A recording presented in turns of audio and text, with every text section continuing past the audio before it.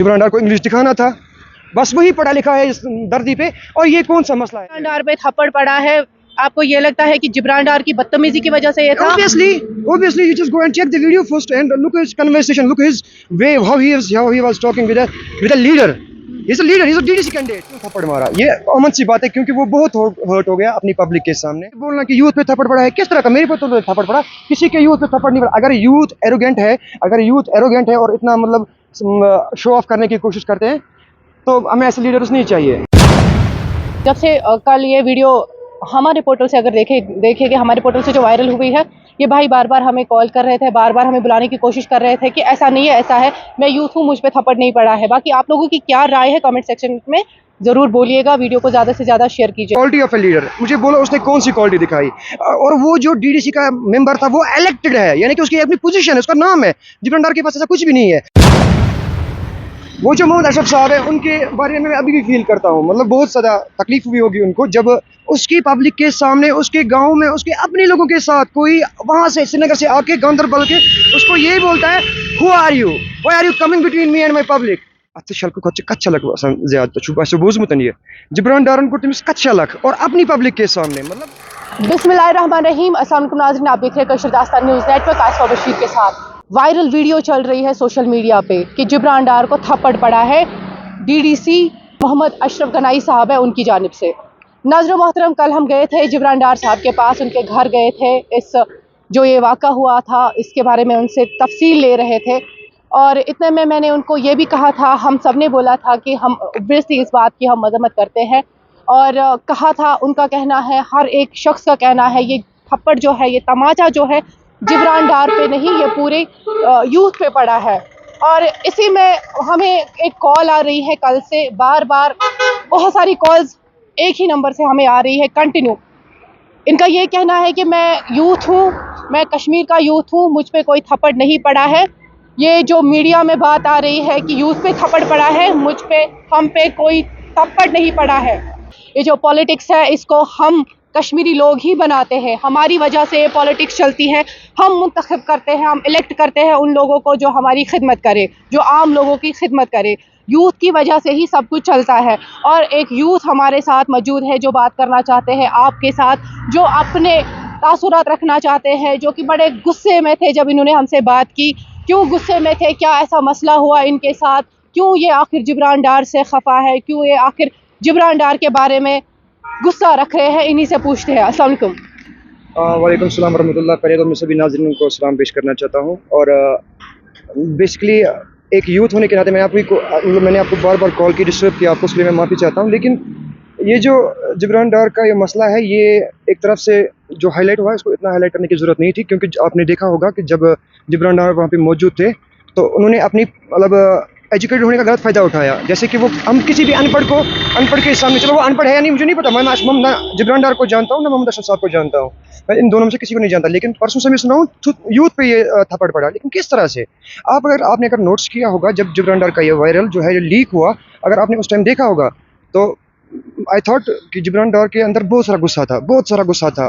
वो क्या था क्या नहीं था, लेकिन तरीका होता है। देखिए, अगर आप मतलब वहाँ पे मोहम्मद अशरफ साहब थे, वो उनसे बड़े थे, शरीयतन हमें पहले उनसे इज्जत से पेश आना चाहिए, जो कि जुनैद डार ने, क्या नाम है इनका, तो उन्होंने नहीं, जिब्रान डार, हाँ एक्चुअली उन्होंने नहीं किया। वो शरीयत के हिसाब से हमें पहले अपने एल्डर की इज्जत करनी चाहिए, जो हमसे बड़ा है वो उसकी इज्जत करनी चाहिए। उसने पहले नहीं किया। चलो आज शरीयत पे कौन चलता है, आज हर कोई अपने मतलब तरीके से चलता है, चलो। लेकिन फिर भी मैं एक बात कहना चाहता हूँ, वो जो मोहम्मद अशरफ साहब है, उनके बारे में मैं अभी भी फील करता हूँ, मतलब बहुत ज़्यादा तकलीफ हुई होगी उनको जब उसकी पब्लिक के सामने, उसके गांव में, उसके अपने लोगों के साथ कोई वहाँ से श्रीनगर से आके गांदरबल के उसको यही बोलता है, who are you, why are you coming between me and my public?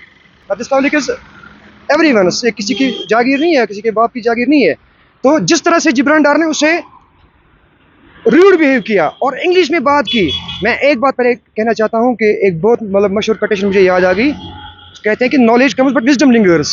लोगों ने बहुत पढ़ा, लेकिन दिमाग वैसे का वैसा ही है, दिमाग का ट्यूब।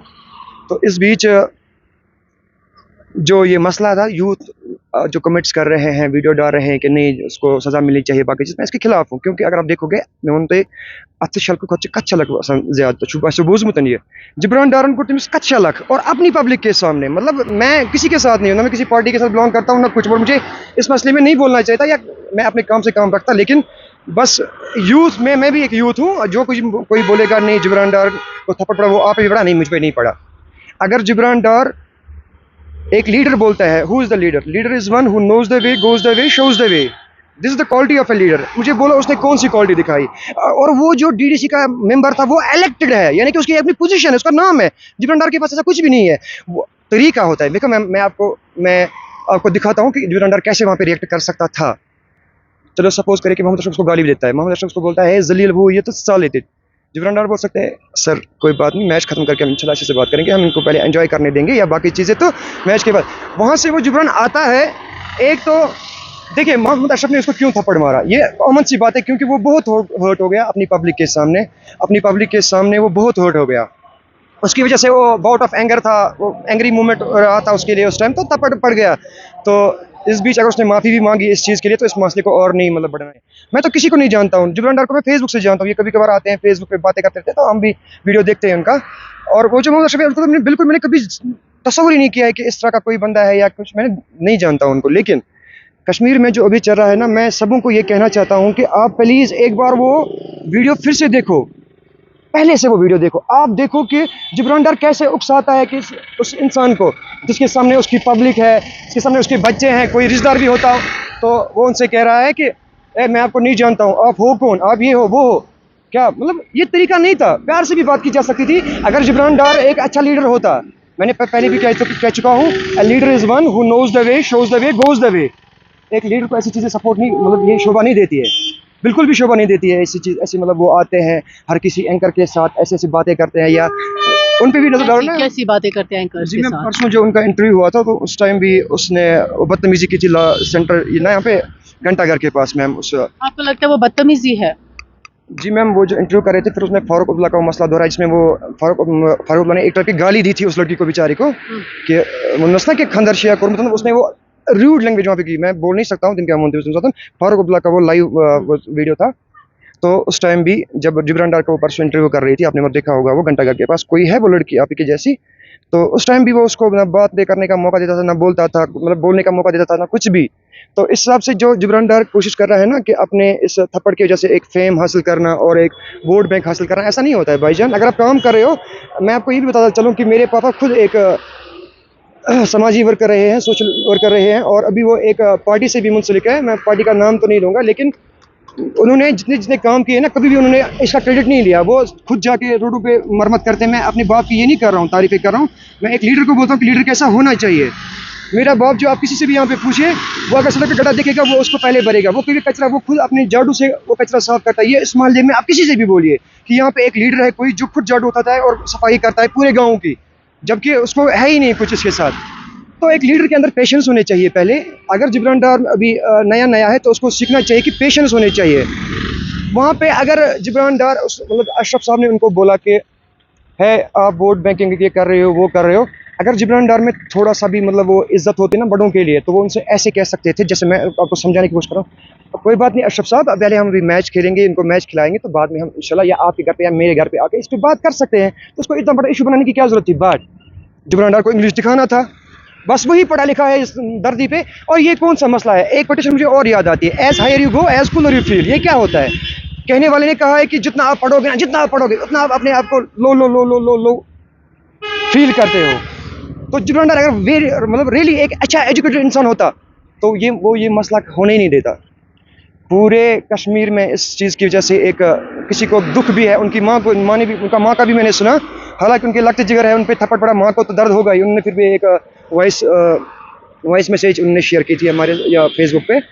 तो मैं सहमत हूँ उसके साथ। उसके बेटे को थप्पड़ पड़ा, कलेजे में उसको ये दर्द हुआ होगा, लेकिन उस माँ को भी मैं ये कहना चाहता हूँ कि अपने बेटे को ये बताओ कि बड़ों के साथ कैसे बात की जाती है। जिब्रान डार ने आज आपके इंटरव्यू में कहा, मुझे बाप ने थप्पड़ नहीं मारा, अभी तक माँ ने थप्पड़ नहीं मारा। मैं दिल खोल के कह सकता हूँ कि मेरा बाप मुझे 8 साल से टॉर्चर करता था, लटका के मारता था जब मैं कोई गलती करता था। यही रीज़न है आज कि शायद मैं अच्छे और बुरे की तमीज़ अच्छे से करता हूँ। और ये थप्पड़ न मारने की वजह है जिब्रान डार के माँ और बाप की, तो इसलिए इस टाइम निकला है और इतनी बदतमीजी के साथ हमेशा। आपको लगता है जिब्रान डार बदतमीजी अपने माँ बाप की वजह से करता है? अगर बचपन में उसको थप्पड़ पड़ा होता तो कोई मैम। बदतमीजी नहीं करता? जी मैम, जी मैम, जी मैम। आपको लगता है जो जिब्रान डार पे थप्पड़ पड़ा है, आपको ये लगता है कि जिब्रान डार की बदतमीजी की वजह से ये था?